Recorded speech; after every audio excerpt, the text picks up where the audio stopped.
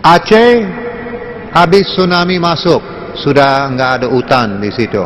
Kampung-kampung semua sudah tidak ada. Waktu jadi ada tsunami di Aceh, Indonesia rekam 6,4 skala Richter gempa. Itu aja. Sedikit jauh dari Aceh cukup untuk goyang-goyang rumah-rumah, bikin orang kaget, dia keluar dari rumah. Lagi stres. Tsunami besar masuk Aceh. Lebih dari 120.000 warga Indonesia sendiri meninggal dunia di situ.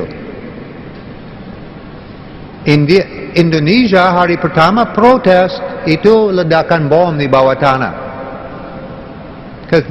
Bisa lihat dari rekaman. Semua gempa bumi ada S-wave ikut semua gempa bumi, seperti kita pegang tali, ditarik lebih kencang, ada vibrasi di samping, lama-lama pip pip pip pip pup, jadi gempa. Yang jadi di Aceh nama P-wave.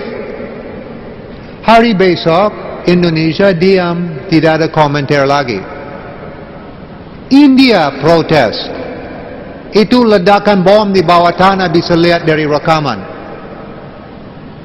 Habis hari besok, India diam. Tambah 2 bulan, India dapat advance teknologi untuk bikin bom nuklir lebih bagus lagi dari Israel.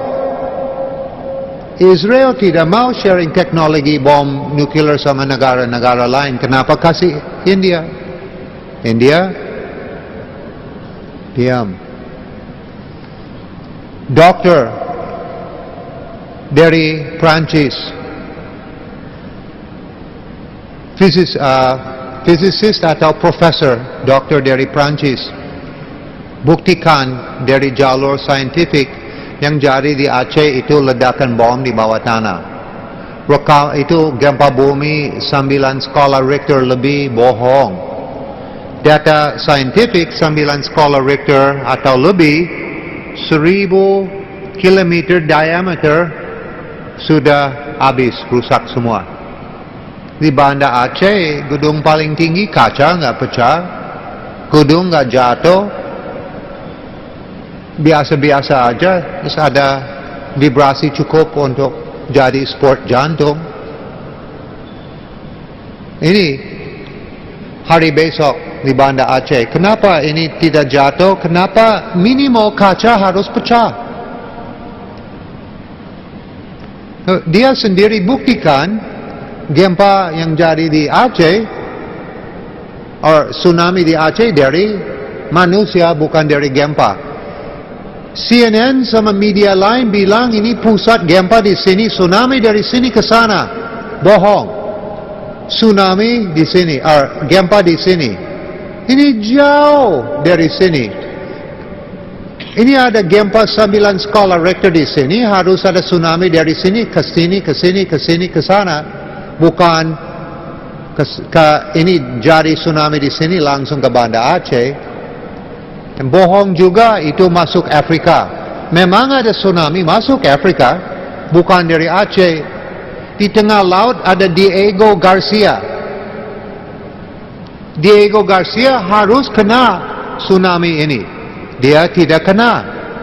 Tsunami datang, ada Diego Garcia, turun ke bawah, lewat, naik lagi, langsung ke Afrika. Tidak mungkin. Tidak jadi berita. Banyak media takut sama dunia barat. Tidak jadi isu lagi. Data dari yang ada di internet dulu dari dokter ini dari Prancis hilang misterius. Alhamdulillah itu web page asli saya simpan di dalam komputer saya.